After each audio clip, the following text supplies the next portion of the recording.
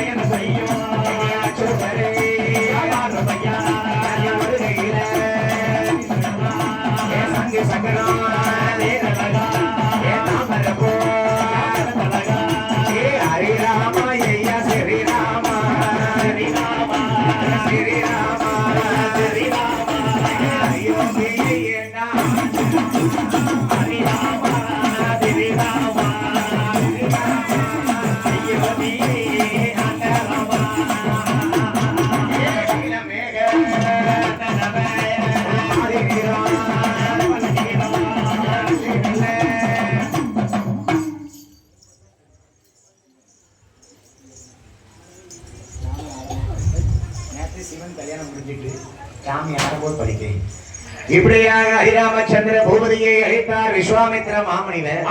விஸ்வாமித்திர மாமுனிவராகப்பட்டவர் எங்க அழைத்து வருகிறார்? ராமபிரானை வருகின்றார். ராமர் தான் பிள்ளைய தசரதம் கொடுத்தாரு. சரி, உட பிறந்த இளைய பெருமாள் நான் சேர்ந்து வாரேன் அண்ணான்னு வாராது பாருங்க. ஆமையா ராமரைத்தான் கேட்டிருக்காரு விஸ்வாமித்திர மாமுனிவர். சரி. ஆனா இந்த இளைய பெருமாள்மே வாருன்னு சொன்ன உடனே ஆமா சரி அண்ணனுக்கு துணையா தம்பியும் போகட்டுமே போகட்டுமே என்று விஸ்வாமித்திர மாமுனிவர் சரி ராமனை வலது கரத்திலும் ஆமையா இளைய வெள்ள பெருமாளை இடது கரத்திலுமே பிடித்துக் கொண்டு சரிதான் ஐயோ தீமான் நகர்ந்து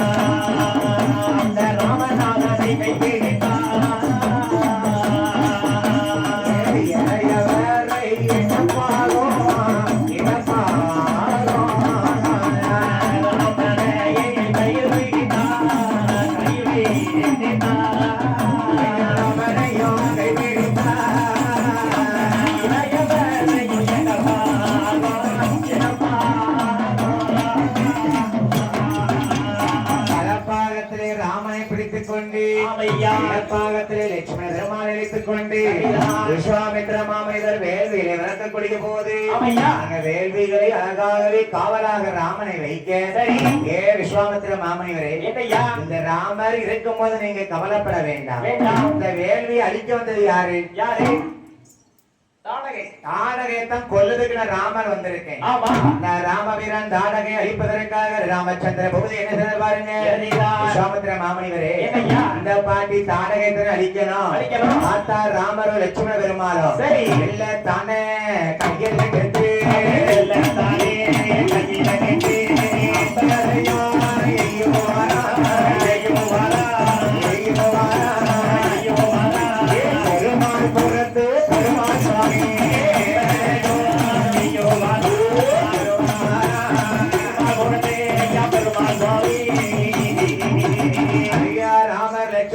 கொண்டு எரிய போது தாடகையினுடைய நெஞ்சானது இரண்டாக பிளக்கப்பட்டது.